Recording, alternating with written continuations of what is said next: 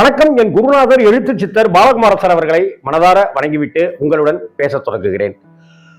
ஃபகத் பாசில், வைகை புயல், வடிவேல் அண்ணன் ரெண்டு பேரும் சேர்ந்து பட்டையை கிளப்பி இருக்கிற இந்த மாரிசன் திரைப்படத்தை பற்றின ரிவ்யூவை தான் இந்த வீடியோவில் நாம பார்க்க போகிறோம்.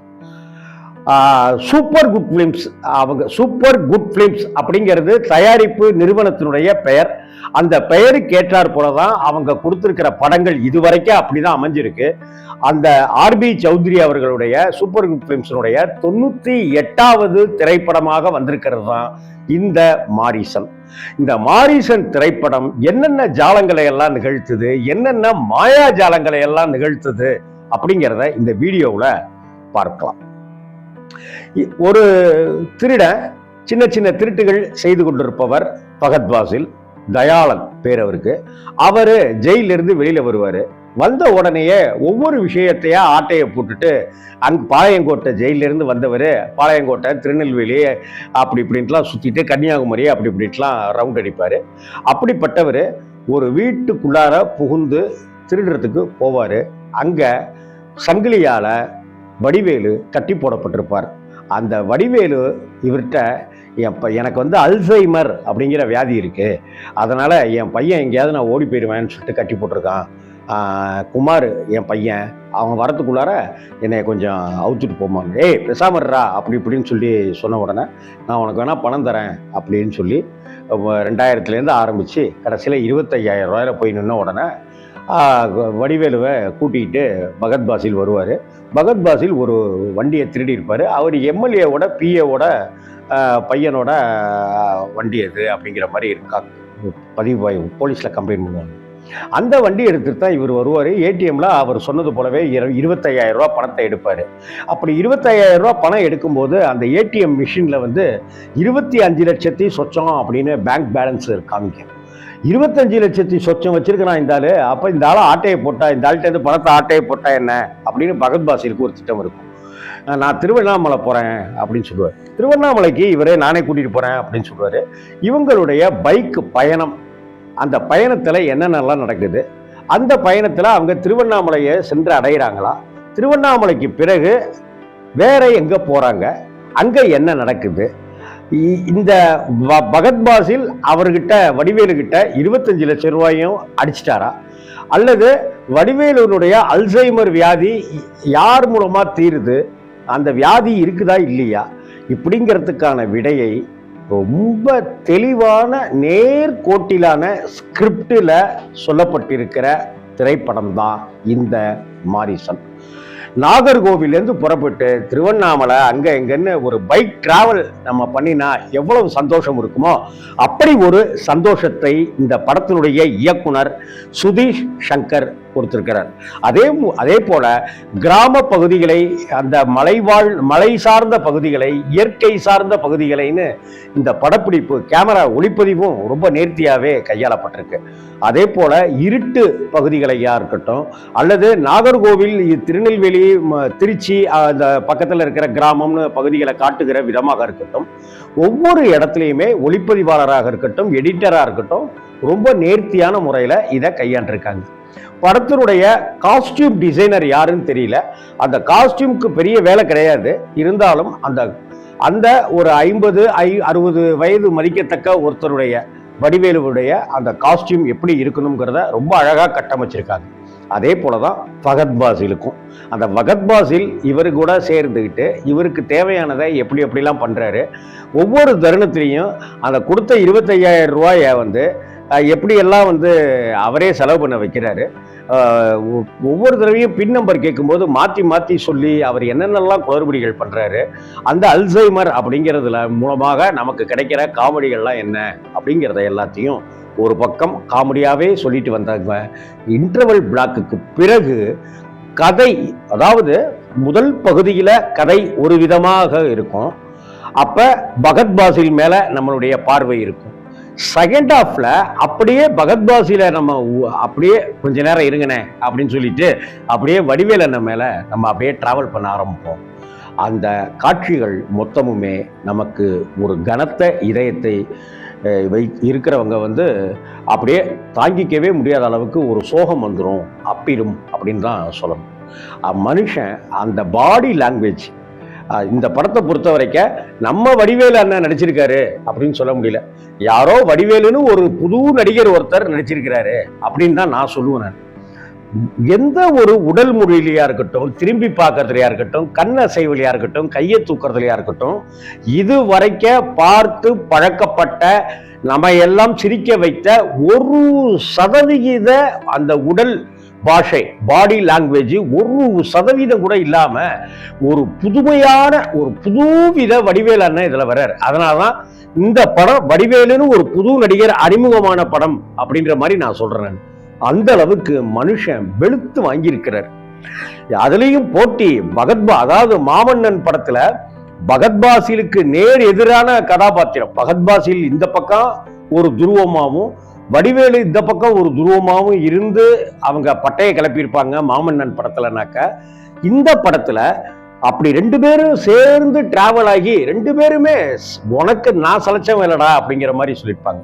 வடிவேலு என்ன ஒரு பேட்டியில மனம் திறந்து பகத்பாசில் மகா அசூரன் அவன், அந்த மாதிரிலாம் அந்த தம்பி மாதிரிலாம் நடிக்க முடியாது அப்படின்னு மனம் திறந்து பாராட்டி இருக்கிறார்.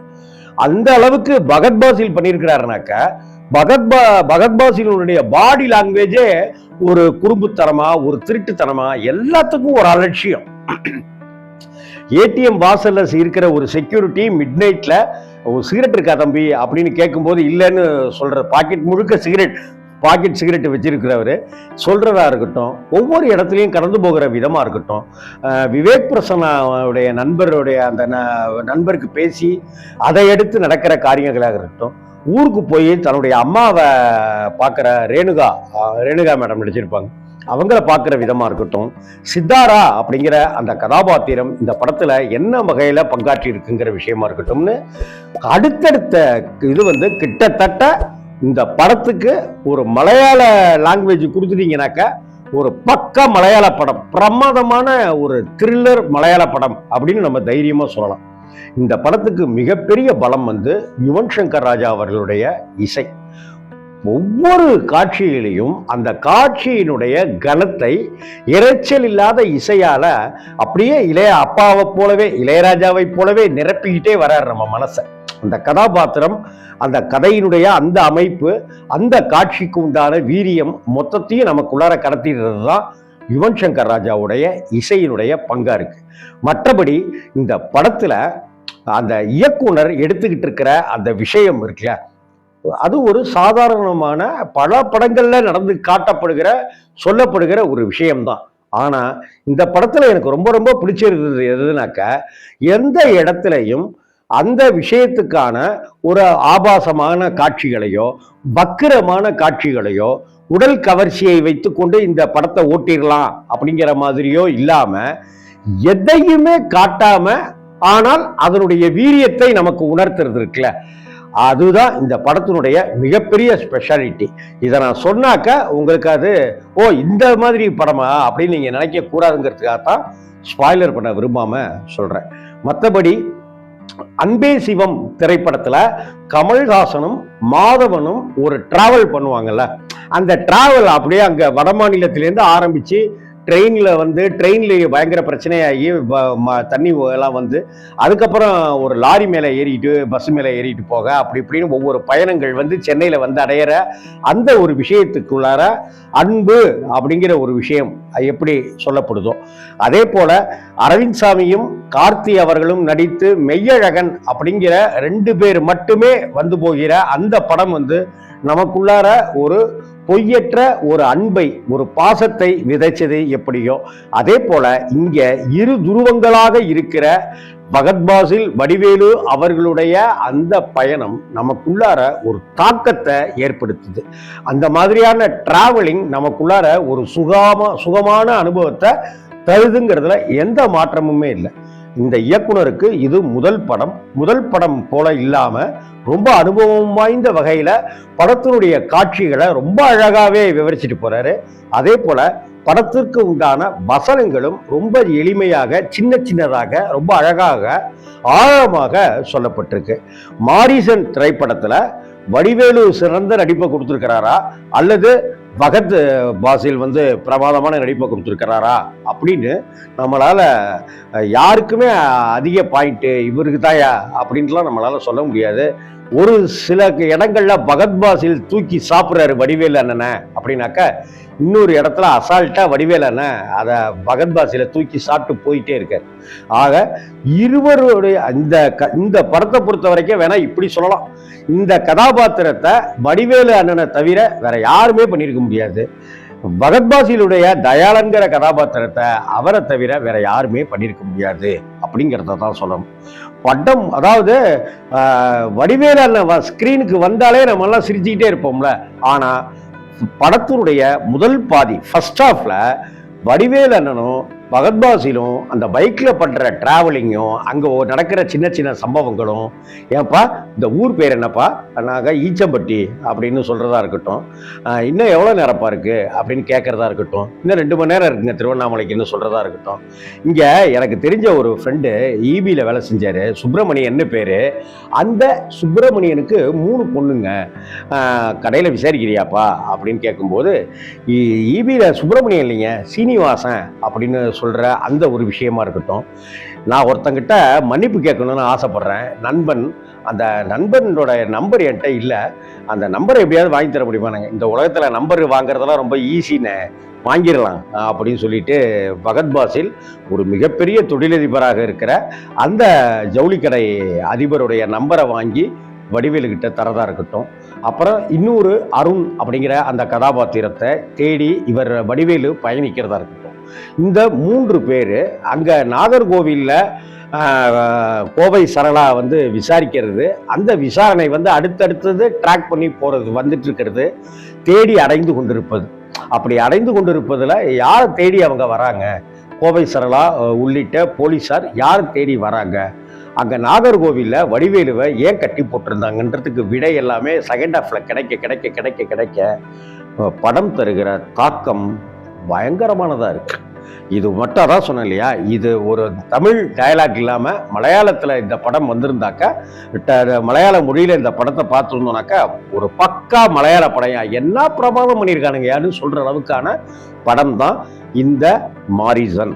மாயா ஜாலங்கள் இல்லாமல் ரொம்ப ஆழமாக, இயல்பாக, நிதானமாக காட்சியை கையாண்ட, கதையை கையாண்ட, ஸ்கிரிப்டை கையாண்டு இருக்கிற இந்த திரைப்படம் ஒரு எனக்கு தெரிந்து நான் இந்த படத்துக்கு மார்க் கொடுக்கறதா இருந்தால் 44லேருந்து 46 வரைக்கும் மாரிசன் திரைப்படத்துக்கு கொடுப்பேன். ஆனால் இது எல்லா ஆடியன்ஸுக்கும் இந்த படம் பிடிக்குமா? ஒரு டிராவலிங்லேயே பயணிச்சுட்டே இருக்கே படம், இது பிடிக்குமா? மெய்யழகன் பார்த்துட்டு நம்ம அப்படிதான் சொன்னோம். ஏன் அன்பே சிவம் பார்த்துட்டும் அப்படிதான் சொன்னோம். அன்பே சிவம் பார்த்துட்டு 10 வருஷம் கழிச்சு ஆகா ஓகான்னு கொண்டாடுறோம். மெய்யழகன் பார்த்துட்டு அப்போ என்னையா படம் பேசிக்கிட்டே இருக்காங்கன்னு சொல்லிட்டு அதுக்கப்புறம் கொண்டாட ஆரம்பித்தோம். தயவு செய்து மாரிசன் படத்தை இப்போவே பார்த்துருங்க, இப்போவே கொண்டாடிடுங்க. அந்த மொத்த டீமுக்கும் நம்முடைய வாழ்த்துக்கள். அப்புறம் நான் சொன்னது போல வைகை புயல் வடிவேலு அப்படின்னு ஒரு புது நடிகர் இந்த படத்தில் அறிமுகமாயிருக்காரு அப்படின்னு தான் நான் சொல்லுவேன். அந்த நடிகருக்கு, அந்த வடிவேலு அண்ணனுக்கு மிகப்பெரிய பாராட்டுக்கள், பூங்குத்துகள். பகத்துக்கும் அப்படித்தான். வணக்கம்.